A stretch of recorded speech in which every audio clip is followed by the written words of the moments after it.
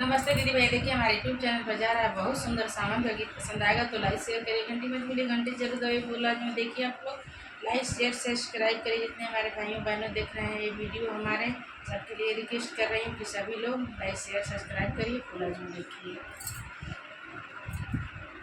सावन में ननद के सगाई पिया जय बोनाई हर पिया नाइते। सावन में ननद के सगाई पिया जय बोनाई हर पिया ना। इते सावन में हो इते सावन में ननद के सगाई पिया जय बोनाई हर पिया ना।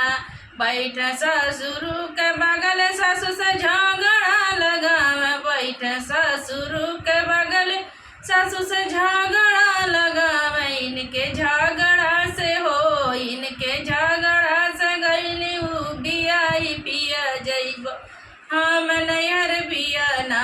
इनके झगड़ा से गईली बियाई पिया जइब हम नैहर पिया ना। इते सावन में ननद के सगाई पिया जय बोनाई हर पिया ना। इते सावन में ननद के सगाई पिया जय बोनाई हर पिया ना। घूमे जाली बाजार मार तिरछी नजर। घूमे जाली बाजार मार तिरछी नजर। इनके नजरे से हो इनके नजरे से गईली बियाई पिया जइबो हम नैहर पिया ना। इनके नजरे से गईली बियाई पिया जइबो हम नैहर पिया ना। इते सावन में ननद के सगाई पिया जइबो हम नैहर पिया ना। इते सावन में ननद के सगाई पिया जइबो हम नैहर पिया ना।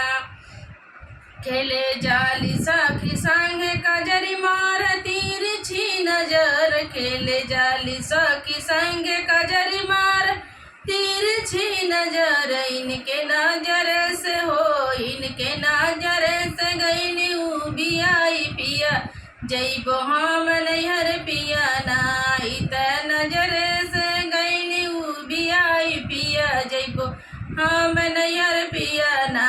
इते सावन में ननद के सगाई पिया जइबो हम नैहर पिया ना।